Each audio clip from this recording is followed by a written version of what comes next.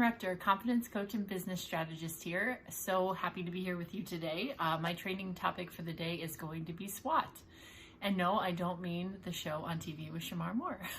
So we are going to be talking about the SWOT analysis, which stands for strengths, weaknesses, opportunities, and threats.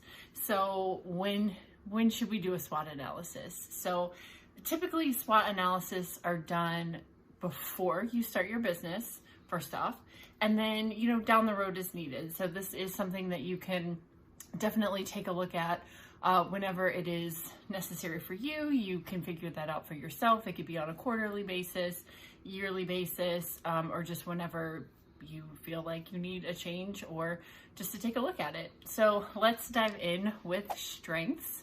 So it's really important to know what you're good at, right? So you want to know what you're good at in every aspect of your business. So what is your service? What makes you better than everybody else?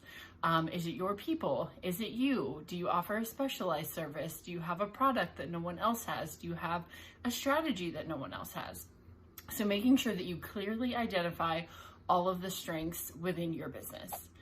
So the second is weaknesses. So we all have strengths, we all have weaknesses, right? So being very clear on what your weaknesses are, writing them out on paper, whether that be a process that just isn't working well for you, if you're not starting your business yet, and you're just diving into it, you can get some perceived weaknesses that you may have.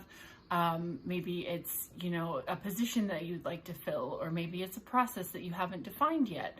And that's perfectly fine. Your weakness can really be anything. It can also be you specifically. I know a lot of the business owners I work with, one of the areas of weakness for them is just marketing themselves, for lots of different reasons, for time and just not liking to do it. That's okay too. That's a weakness. So making sure that you clearly defined your strengths and weaknesses. So opportunities. I would really take a look at those weaknesses and see how you can turn them into opportunities to make something better. Again, it could be filling a position. It could be defining a process. It could be a lot of different things. It's something that you're going to have to sit down and really define where you believe your opportunities are. And that can also come from a lot of different places. You can take a look at your competition, see what they're doing. You can take a look, you can work with a coach. That's something that I do with all of my clients. The SWOT analysis is one of the first things that we work on together, whether you're new in your business or, well established and just looking for the next level or looking to pivot or change. So the fourth, so we're strengths, weaknesses, opportunities, and now threats. So threats can be a lot of different things. It can be the economy. It can be, right now we are experiencing supply chain issues. We're experiencing a labor shortage. There are a whole lot of threats that can happen in our business, not just necessarily competition, but competition is another threat. So you need to know not only what is currently happening and what competition you currently have out there, but also what might come up in the future.